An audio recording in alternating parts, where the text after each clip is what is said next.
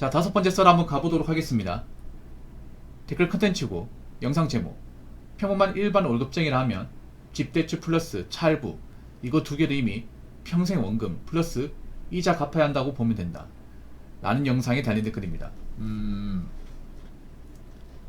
물론 평범한 월급쟁이가 집 살려면 어느 정도의 대출을 받아야겠죠. 왜냐하면 뭐 솔직히 집값 비싸잖아요. 비싸서 뭐 집이 꼭 필요한 사람도 있고, 그 집사한테 대출 받는 게 무조건 잘못됐다 이건 아닙니다. 근데 제가 말씀드리고 싶은 거는 대출을 너무 과도하게 받은 게 문제죠. 말도 안 돼. 그리고 이 대출을 과도하게 받는 이유가 내가 저 집을 살려고, 저 집이 꼭 필요하니까 그런 이유로 집을 산 게 아니라 이 집으로 뭔가 좀 큰 돈을 벌겠다, 이 집으로 이제 가격이 많이 오르면 시차익을 봐가지고 돈을 좀 벌겠다, 그런 마인드로 접근한 사람들이 절대 다수기 때문에 우리가 영끌한 사람들 좋게 보지 않는 겁니다. 그리고 영끌하신 분들이 지금 좀 나는 위기에 처해 있고, 그래도 사람들 보는 시선은 겁지 않죠. 약간 자업자득인 식으로 보고 있죠. 사실 말이 안 되죠 이게. 생각해보세요. 내가 모아본 적도 없는 돈을 대출 받는 게. 그리고 문제가 뭐냐 하면 저 영끌하신 분들은 자신이 영끌하면 대출 받는 거를 이제 자신의 능력으로 갚을 생각이 별로 없어요. 갚겠다는 마인드 대출 받은 게 아니죠. 어떻게 좀 비싸게 올랐으면 팔 목적으로 팔아서 메꾸면 된다는 마인드로 대출 받았습니다. 근데 문제는 안 팔리죠. 안 나가요.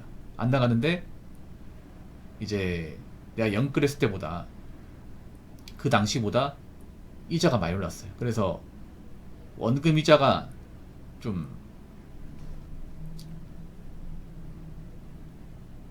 장난 아니게 나옵니다.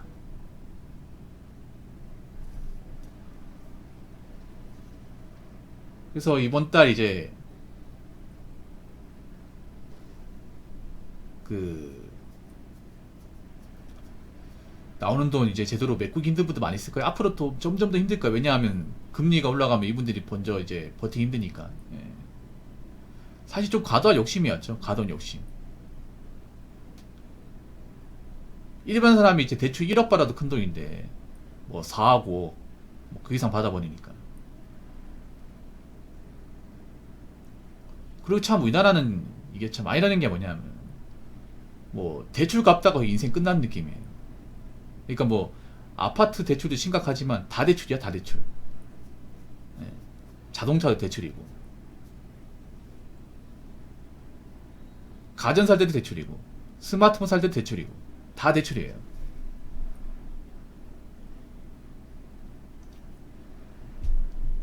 지금 자동차도 보면 자기 차라고 얘기할 수 있는 사람들 별로 없어요.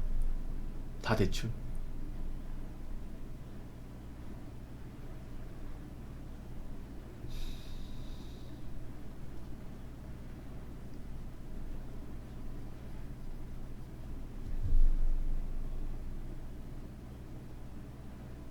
그래서 지금 갖기 힘들죠 이게.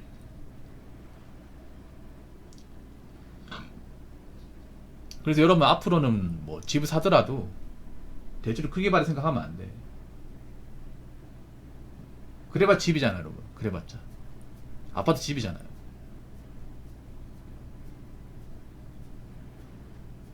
물론 능력이 되는 분들은 아파트 사도 되지. 되는데 사람들이 너무 욕심이 부렸어 이게. 너도 나도 이제 신축 아파트 사겠다고.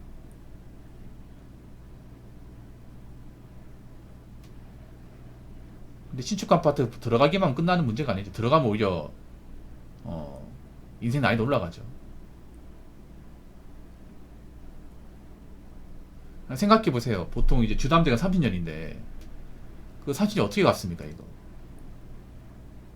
그 영끌했을 때 이제 주담대 하신 분들이 이제 한 3년인데 27년 남았어요.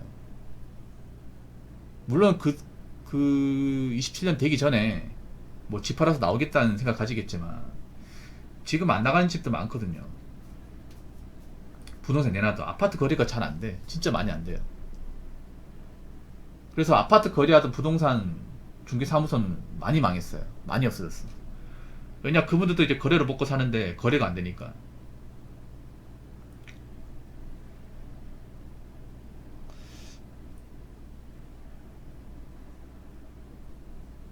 그래서 아마 올해부터 연끌하신 분들 버티기 힘들 거예요.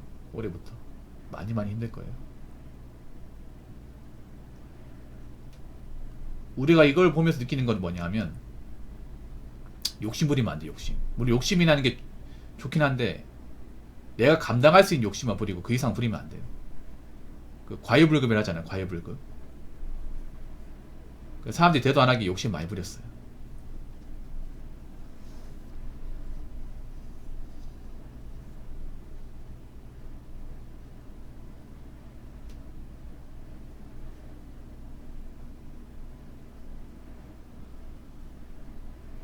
그래서 그 욕심 때문에 앞으로 인생이 힘들어지는 거죠.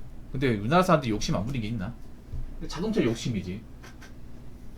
자동차도 뭐 필요한 사람 모이면 되잖아요. 근데 자동차 필요 없는 사람들도 많이 모아라. 거기다가 뭐 자기가 짐 실을 게 많다거나 아니면 사람을 많이 태운다 그런 것도 아닌데 세단을 몰아요. 혼자 타고 다니겠는데 뭐 짐이 많은 것도 아니고. 그리고 뭐래, 내가 회사까지 출근하는 게 뭐 거리가 엄청 멀거나 대중교통이 안 다니는 것도 아닌데 차를 사버려요. 뭐 능력이 되니까 차를 모는가 뭐 뭘 할 수 없지만 능력이 어정쩡한데 차 모시는 분들 진짜 많잖아. 뭐 차가 돈을 벌어다 주는 것도 아니고요.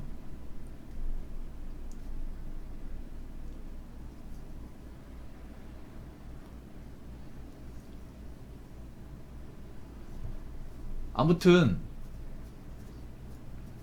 여러 우리가 느껴야 될 거는 분수에 맞게 삽시다. 분수에 맞게.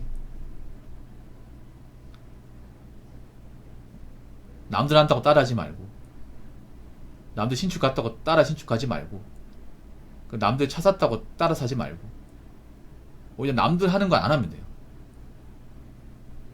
연끌도 남들 하는 거 따라해서 자빠지는 거예요. 연끌할 때 누가 집 샀다고 하니까 따라 사신 분들 진짜 많거든요. 앞으로도 남들 따라해서 잘 된 사람 있는지 한번 봅시다. 여지껏 제가 봤을 때는 대한민국에서 뭔가 남들 따라해서 잘 된 적이 없는 걸로 알고 있거든요. 근데 왜 따라하는지 모르겠어요.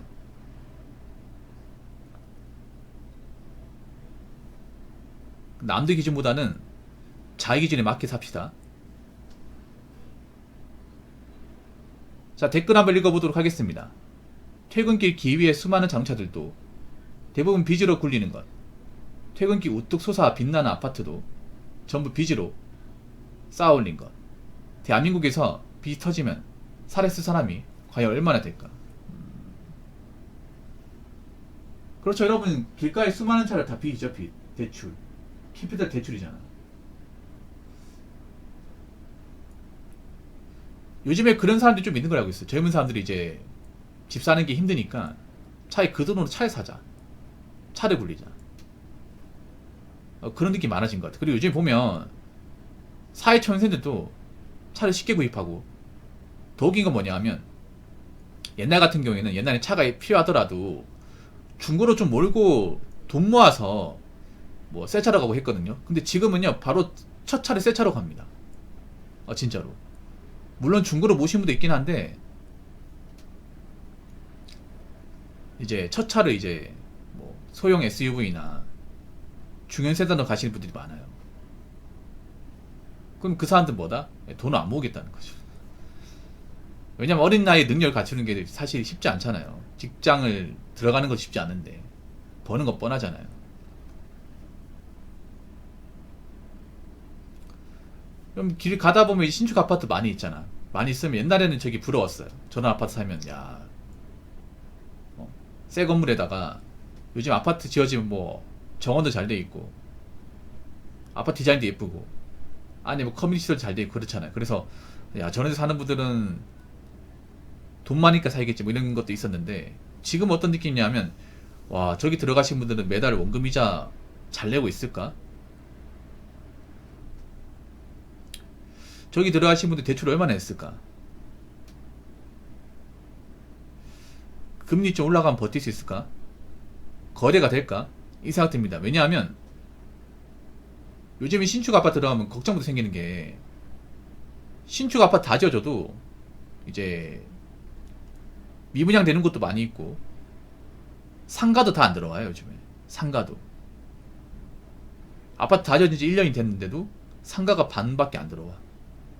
상가가 반밖에 안 들어올까요? 어제 상가 들어와 봤자 뭐 사람들 방문 안 하니까.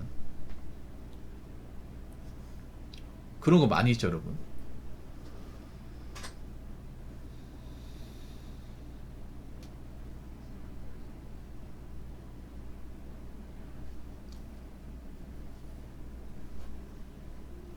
그래서 우리가 살면서 알게 돼야 되는 게 뭐냐면, 너무 사람을 겉만 보고 판단하면 안 돼. 사람 사는 거 그냥 아파트만 가지고 판단하면 안 돼. 물론 잘 사는 분도 있어. 잘 사는 분도 있는데 그 잘 사는 분은 생각보다 많지 않습니다.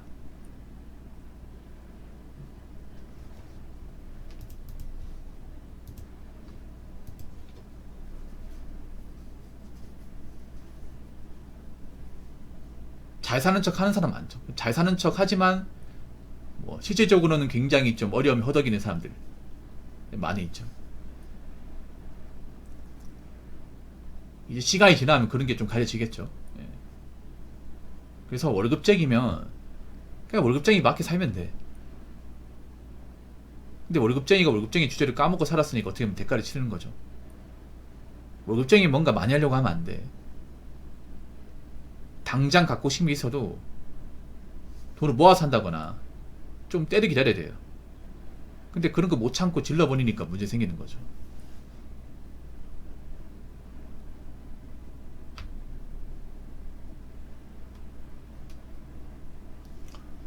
아무튼 앞으로 욕심부리면 골러간 세상이니까 각자 대비 잘하시고,